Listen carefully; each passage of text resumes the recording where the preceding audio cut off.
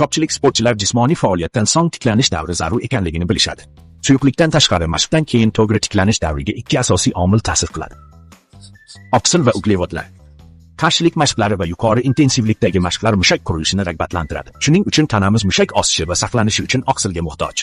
Boshqa tomondan, qarshilik va yuqori intensivlikdagi mashqlar energiya manbai sifatida uglevodlarga asoslanadi. Herbalife 24 Reboot Strength bu kuch va yuqori intensivlikdagi mashg'ulotlardan keyin mushak massasi osishini tiklash va qo'llab-quvvatlashga yordam beradigan yuqori sifatli oksilli ichimlik. Unda 25 ta kazein va zardobli oksilning grammlari ikkalasi ham a'lo darajadagi aminokislota miqdori bilan tanilgan. Shuningdek, u temir kabi to'qqizta muhim vitamin va minerallarni o'z ichiga oladi. Bu esa normal energiya ishlab chiqaruvchi metabolizmga hissa qo'shadi. Herbalife 24 Reboot Strength taqiqlangan moddalar uchun to'liq sinovdan o'tkazilgan. Faqat tabiiy ranglar, ta'mlar va shirinlashtiruvchilarni o'z ichiga oladi. 190 har bir porsiya uchun kaloriya. Faqat suv bilan aralashtirsangiz, 30 yil ichida iste'mol qilish juda qulay. Har qanday jismoniy faoliyatdan keyingi daqiqalar. Qo'shimcha ma'lumot uchun bugun Herbalife ovqatlanish azongiz bilan bog'laning.